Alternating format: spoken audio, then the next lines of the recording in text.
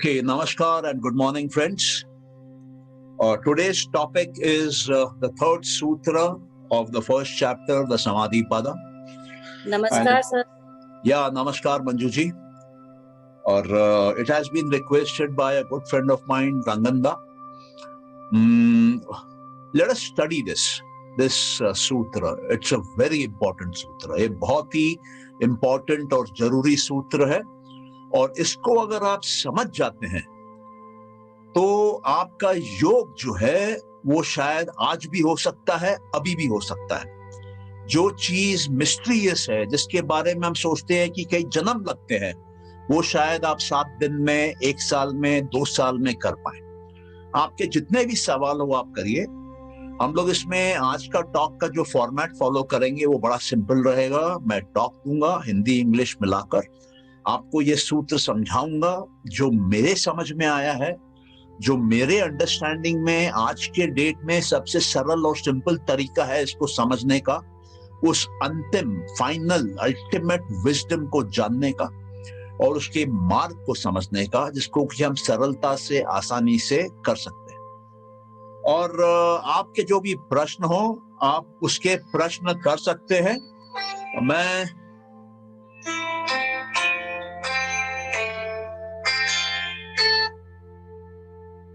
Kavita, I'm in the midst of a session on Patanjali Yoga. Can I call you after it's over? Okay, thank you. Sorry. Yeah. Okay, so कहाँ था मैं? I lost my link.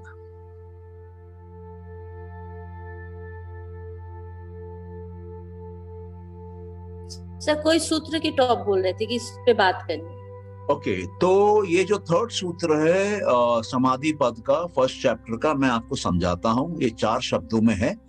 आपके मन में कोई doubt आता है तो आप पूछिएगा, जहां डाउट आता है वहां पूछिएगा। अगर आपको हिंदी नहीं समझ में आ रही तो पूछिए, मैं इंग्लिश में जाऊंगा। इंग्लिश नहीं समझ में आ रही है तो पूछिए, मैं हिंदी में जाऊंगा।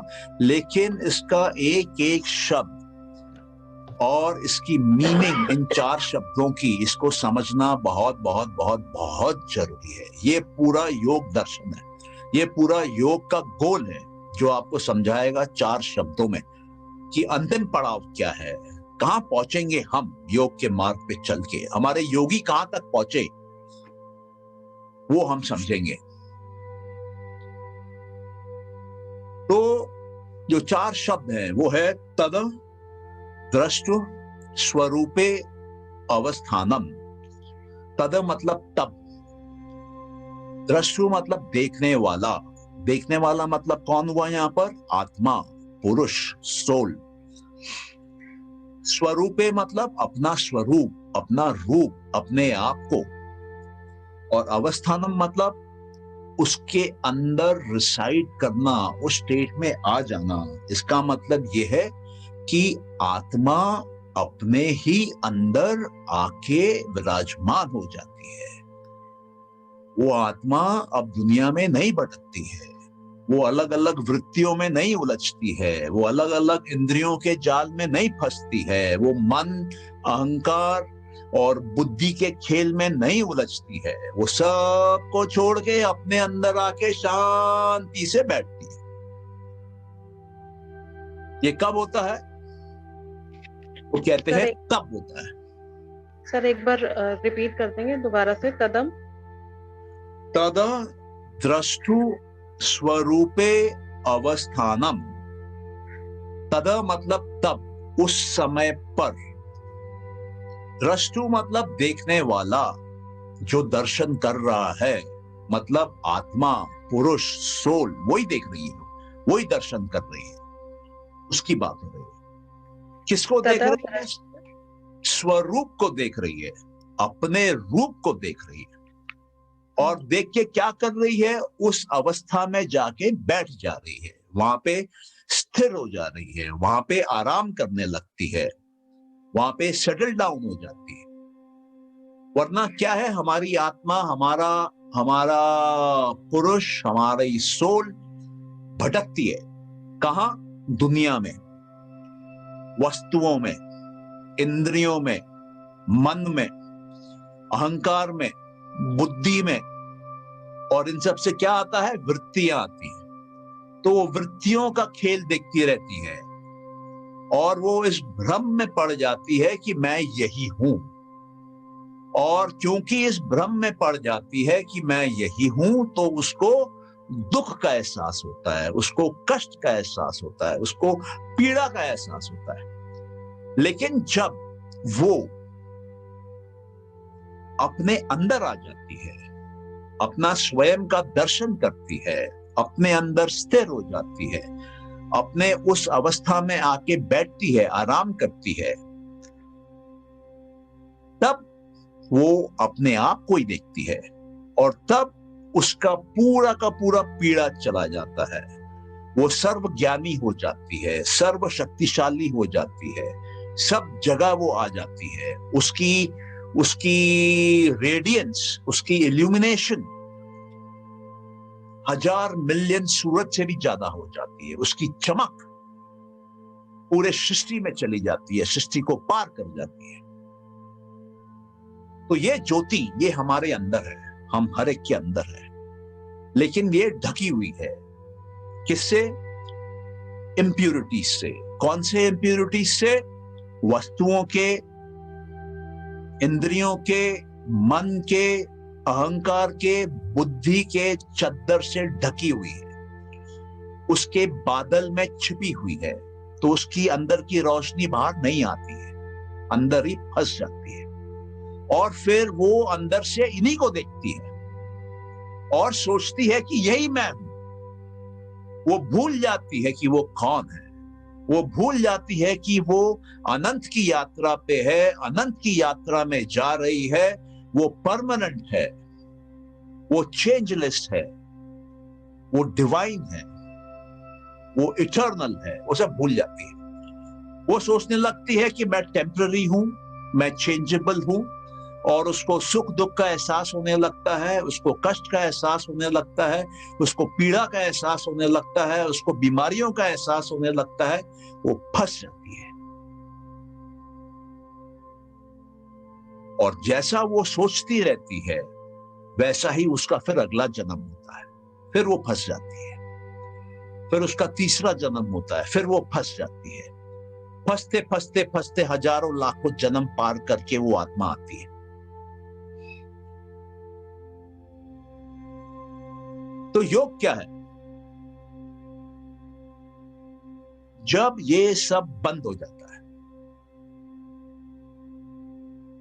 जब ये सारा कचरा हम हटा देते हैं, जब ये सारी वृत्तियों के बादलों को हम रवाना कर देते हैं, तब वो अंदर की ज्योति, अंदर की लौ, अंदर की लाइट, अंदर की इल्यूमिनेशन 1000 मिलियन सूरज की तरह चमकती है। वो ब्रह्म ज्ञानी हो जाता है, वो सर्वशक्तिशाली हो जाता है। उसके अंदर साक्षात विष्णु की ताकत, शिव की ताकत, ईश्वर आके बसता है।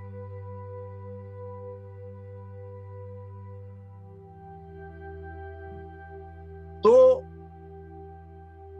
पतंजलि पहले सूत्र में समाधि के चैप्टर में बोलते हैं, योग जो है ना वो अभी चालू होता है, योग अभी में है, नाव में है। अथ नाव योग अनुशासनम। योगा एक अनुशासन है जो अभी में है, इस क्षण में है, इस पल में है, यहां पर है। पास्ट में नहीं है, फ्यूचर में नहीं है।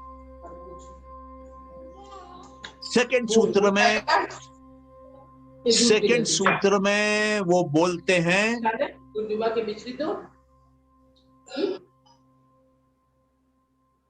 सेकंड सूत्र में वो बोलते हैं योग चित्त वृत्ति निरोध,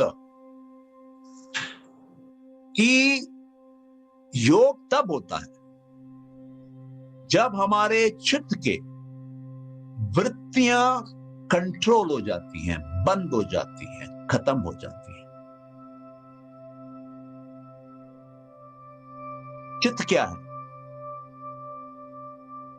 चित्त हमारी रिकॉर्डिंग की मशीनरी है, जहां पे सारी मेमोरी आती है, जहां पे सारा स्टोर होता है। ये क्या चीज से है? योग के हिसाब से ये मन, अहंकार और बुद्धि, ये तीन मिलके चित्त बनता है। तो जो भी मेमोरी हमारे मन में है, हमारे अहंकार में है, हमारे बुद्धि में है, वो वृत्ति है। वो वृत्ति के कारण से आई। वृत्ति क्या है? वो चीज जिससे कि हमारे चित्त में बदलाव आए, वो वृत्ति है। तो जब हम आप तीसरे सूत्र पे आते हैं कि जब वृत्तियां सो जाती हैं, जब चित्त कंट्रोल हो जाता है, उस समय योग होता है। तो जब योग होता है तब दृष्टा, देखने वाला, आत्मा, पुरुष, सोल क्या देख रहा है? अपने आप को देख रहा है। उसको क्या बोलते हैं? उसको बोलते हैं आत्मदर्शन, सेल्फ रियलाइजेशन, आत्म साक्षात्कार। और इस अवस्था में वो रह जाता है। इसका मतलब वो आत्मा का रियलाइजेशन, आत्मा का दर्शन, वो सेल्फ का रियलाइजेशन, वो गॉड का रियलाइजेशन, वो आत्म साक्षात्कार परमानेंट हो जाता है।